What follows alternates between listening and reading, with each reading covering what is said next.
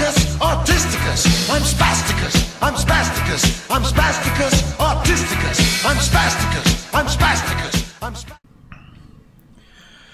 Hi all, just got back from my third PIP assessment, and it has definitely been well over a year now, because it's over a year since I first had a PIP assessment, and obviously the process started before that, so I have been trying to get this for over a year.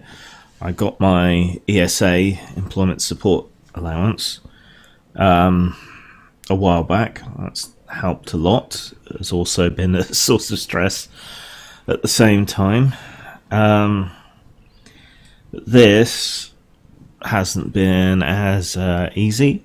I've gone through the entire process all the way up to tribunal, appealing the result of the prior interviews.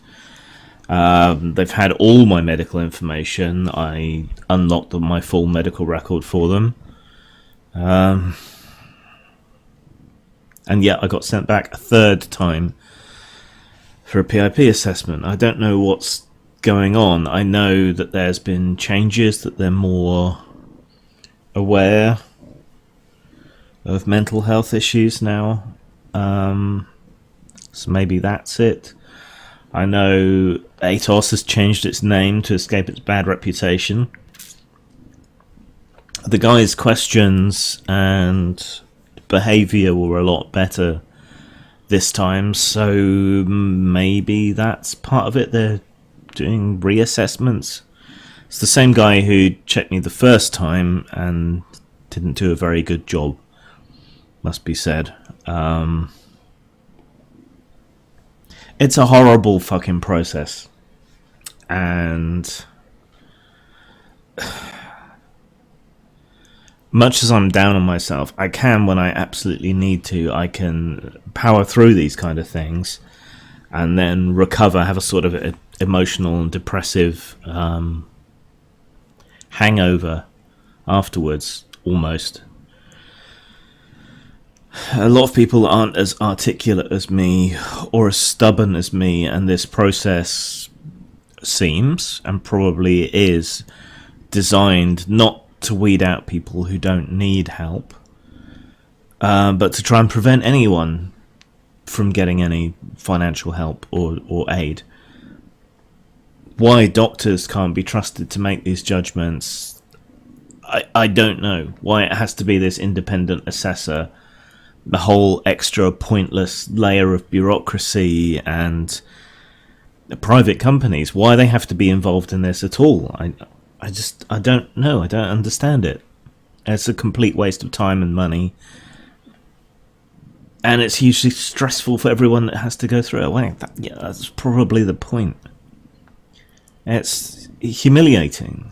I don't have the best self-image out there. The part of that's the depression, but I know that I'm at least somewhat intelligent and articulate. I can put my points across. I know that I try and work as much as I can, as hard as I can.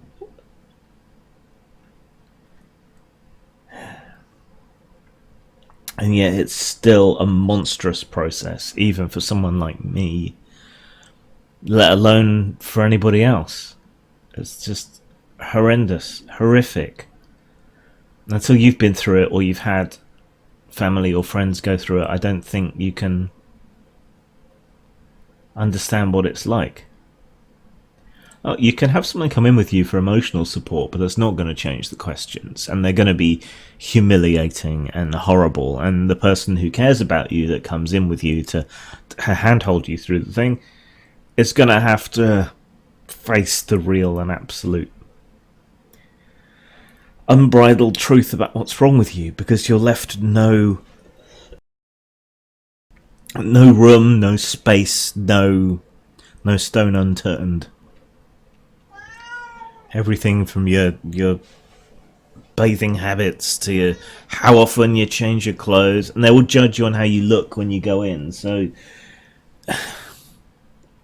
think most people have enough pride that they would like to spruce themselves up a bit before they go out. But if you do that, you're going to get marked down.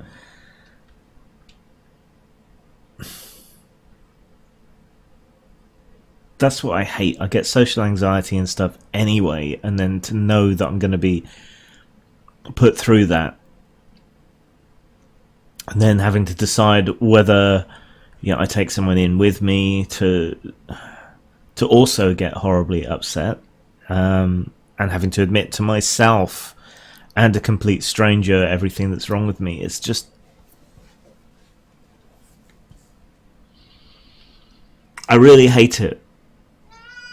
I like to think that I'm reasonably humble, and a humble person shouldn't feel particularly humiliated by admitting all their problems and flaws and everything else. But I do every time, and they keep making me go back, and it's, like I say, it's been a year. It's been at least a month before I hear back this time. Then might have to go to appeal again. I don't know why I had to go back for another assessment. No one's told me. I shouldn't have to. It should be at the tribunal level now, but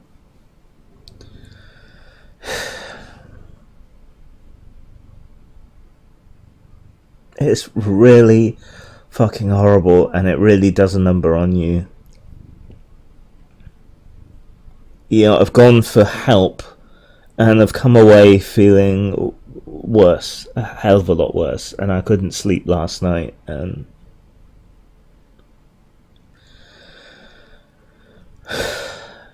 it's just bearing your soul to a total stranger is one thing when you're going in for therapy, but this is, but you've got to stick it out. You got to stick it out, not just for your sake, but for everyone's sake. And if you're going through it, I know some people find my videos when they're going to their interviews, and it is horrendous. But you've got to push through it to get to get the help that you deserve, and to help change the culture around all this. That's all there is to it. Dang.